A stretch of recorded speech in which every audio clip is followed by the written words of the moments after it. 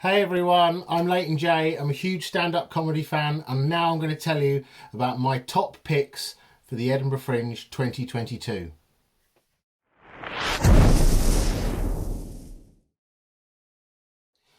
Okay, so today's the 9th of April. 2 waves of tickets have been announced for the Edinburgh Fringe this year so far. One was on the 3rd of March, where sort of about 60 comedy shows became available.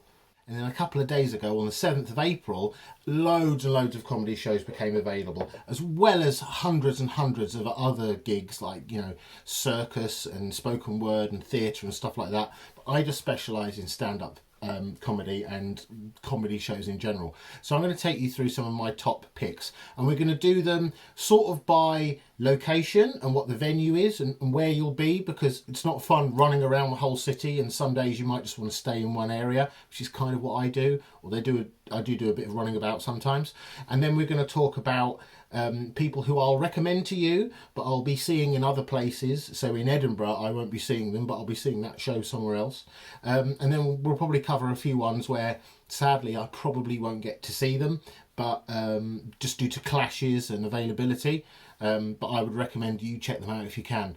I'm going to Edinburgh between the 18th of August and the 22nd of August. So this is going to focus on that time. But of course, there are hundreds and hundreds of shows available at the Edinburgh Fringe all throughout August. So first of all, Amy Gledhill. I've never seen her doing stand-up, but she's one half of the Delightful Sausage, which is a kind of stand-up sort of duo, a sketch duo. She's performing at venue 180, which is the Monkey Barrel Carnivore, which I think is a new venue, or if it isn't, I haven't been there. So I'm going to try and catch her at venue 180. She's on at 3:30 most days. And then her double act duo that she's part of, the Delightful Sausage, is just round the corner, venue 515.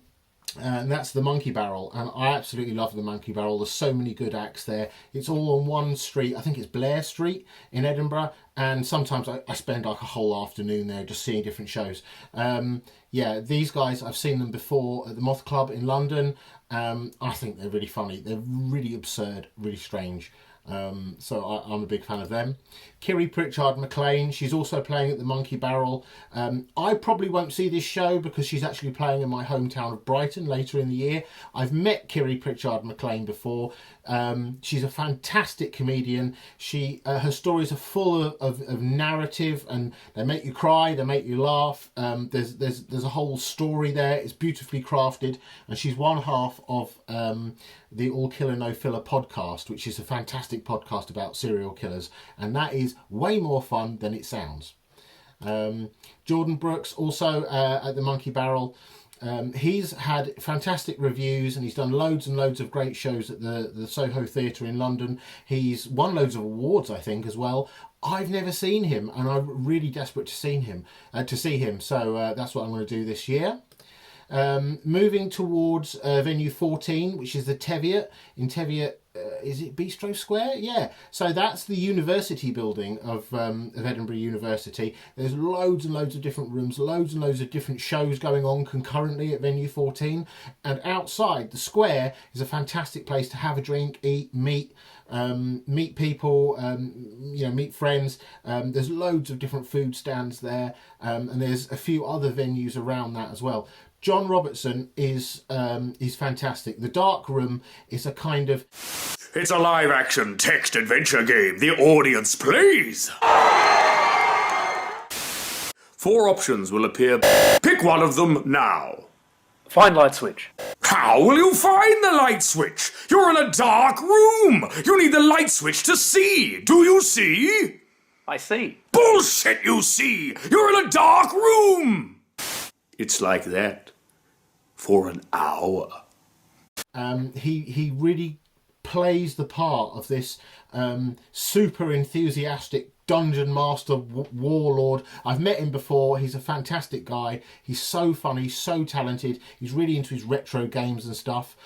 Also, if you have kids or you're younger, the Dark Room does a kids version, which apparently is also fantastic. Basically, it's the same thing but with no swearing. Elf Lyons, I've met her before as well. She is an extremely tall sort of, I suppose you'd call her a clown, really. She's extremely talented. This is a stand-up show that she's doing. I've not really seen her do that before. I've seen her do more sort of physical comedy and clowning stuff before. Elf Lyons, absolutely fantastic. This is horror as well, which is an interesting spin. She has another show at Venue 14, the Teviot, the same place, and that's only on Saturday nights, 1 minute before midnight, and she talks dirty for an hour. That's stand-up, which I've not seen her do. I've got no idea what this show's going to be about, but I'm definitely going to try and see that. Lots more late-night shows this year as well, because there's a bigger audience. 2021, we were still recovering from the pandemic. There were not that many late-night shows, but now there's quite a few. This is one of them. I'm definitely going to see that.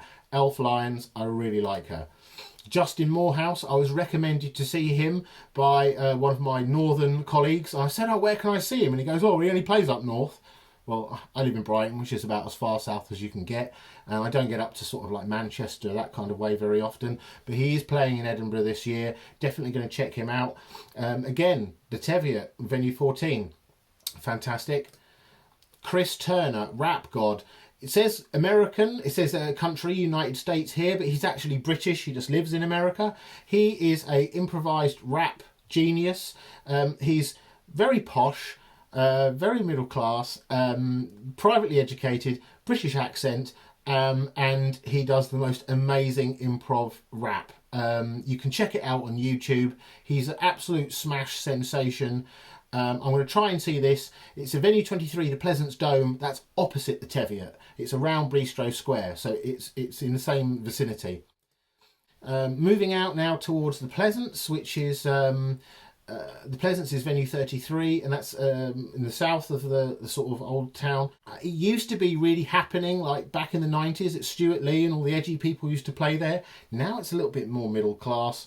Will Duggan, he's a really great guy, really down to earth. It's not too expensive, and it's a good venue, despite how some of the shows you look around and you sort of think, wow, I feel like I'm in the centre of London and everyone's a bit posh and they're all seeing all their kind of completely non-edgy, uninteresting stuff. No. There's still some good acts there. Will Duggan's one of them. I really want to see him. He's a great guy. Also at the Pleasance, Colin Hoult performing the death of Mann. Mann is one of his characters. She's a thespian. She's a completely out there theatrical personality, completely fictitious actress who's been in everything but has also been cut from everything.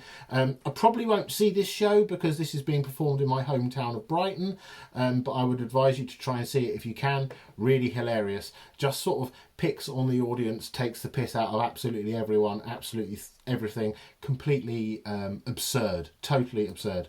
Helen Bauer, I think she clashes with a lot of things for me, so I probably won't end up seeing her. She does a fantastic podcast, which I advise you to check out. She's also performing at the Pleasance.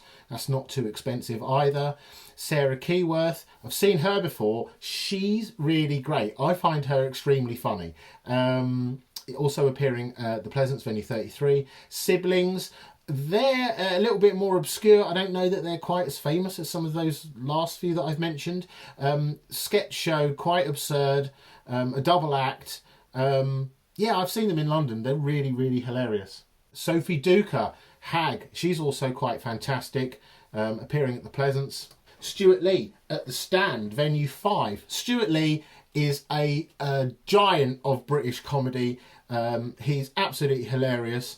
He's always fresh, he's always interesting, he bucks the trend, and he is not a mainstream comedian. He spends a lot of time taking the piss out of the audience, saying that they're not trying hard enough. Hugely well reviewed, absolute genius. This show's on at 10 a.m. That's what I like to see. I'm not one of these people who just gets up at 12 and does stuff. I'm up in the morning, I'm up and about. I'd like to go to the Stand at 10 a.m. and see him, and that's what I'm doing. This is one of the few shows I have booked in, that is locked in at the moment. Also Venue 5, totally the other end of the day, 5 minutes to midnight. This is the Stand Late Club. That's a compilation. So you'll be able to see lots and lots of different comedians who are appearing all over the city, different venues. Probably some of them will be at the Stand, but they'll come from further afield. And this is an opportunity to see people like 5 minutes, 10 minutes of other people. And then if you really like them, you can look them up and go and see their shows subsequently. Compilation shows, there's loads and loads of them, because let's face it, everyone's there, they've got nothing to do all day, they turn up, they do 5 minutes, and they either get paid or they get more people to come to their main show. So there's loads of compilation shows. This late night one looks absolutely brilliant. Best in Class, this is a crowd-funded compilation show for working class comedians and people who would otherwise not really be able to afford to get to the Fringe, because the Fringe is a huge financial expense. It costs thousands and thousands to put on your own show and get there. Not everyone is at the level where they can come to the Fringe and do that, and even if they are at that level, sometimes the finances are just not there because of the way the world works. So this is a fantastic show that's going to expose to you all sorts of up and coming comedians and people that you wouldn't otherwise see. Definitely advise you to check that out at venue 170, and I think that's part of the free Fringe. So if you're lucky, you can turn up and get a seat if it's not full, if the seat's available, or you can pay what you want from as little as about $2.50, I think. And invariably, when I go and see those shows, I usually pay sort of middle range, about $5 or whatever. And often I end up putting money in the bucket or scanning my credit card on the way out because I want to give them more, because they were totally worth it. Stewart Lee, I'm seeing him again. He's doing 2 shows. So about 3 hours after I see his first show, I'm going to walk down the road to venue 7 and see him doing Snowflake, which is what he's toured nationally for the last couple of years, sort of, while the pandemic was happening. I never got to see it, so I'd really like to see that. This one, Crizards. They described this as the most low energy musical comedy you'll ever see. That really interests me. This is a bit of a gamble. I've got absolutely no idea what this is going to be about, but I thought that description was really good. They're at venue 17 in the evening. Bumble Me Tinders. This is another late night one. This is on at midnight at venue 257. This is horror dating stories. So yeah, Bumble Me Tinders. Bumble and Tinder, obviously dating apps, and this is just where people discuss all sorts of terrible horror stories. Got no idea what this is going to be like, really, but it sounded interesting, and at that time of night, I'm always interested in seeing stuff. There's not a lot on anymore at that kind of time. David O'Doherty, he has been on TV. You will have seen him on 8 out of 10 Cats Does Countdown.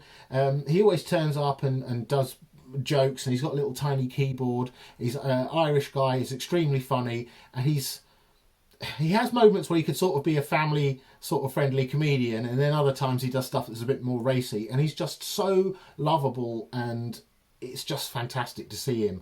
I always see him every year. He always plays at venue 8, which is the George Aitken Theatre, one of the university theatres. It's absolutely enormous, and he comes on to the middle of the stage, sits on one tiny chair with his tiny little keyboard, and he completely fills that space because of his incredible talent that he's got. This is a bit of a wild card. Ben Miller's Stand-Up Science. Again, this is on at noon. There are not many shows on at noon. I want to see something. Here's a bit of a gamble. There's quite a few stand-up science kind of shows this year, and I'm interested to see what that is, because I love science, and I often think that some of the best educators can be extremely funny, and some of the best comedians have a background in science, so I think it goes hand in hand sometimes. Alistair Barrie, I saw him in Greenwich, the Greenwich Comedy Club. Oh, what's it called? Up the Creek? Yeah, Up the Creek. I saw him there last year. I thought he was absolutely brilliant, and I saw him do another 5-minute set in Edinburgh last year. Yeah, he's definitely worth seeing. He's part of the free Fringe, so I assume you can turn up and see that show for free if there are seats available. However, I would advise doing a pay what you want or pay what you can ticket and going to see him. I think he's really great. And then last but not least, another sort of gamble, Mad Ron, Crime School. What does he say about himself here? Oh, he's Uxbridge's third hardest man.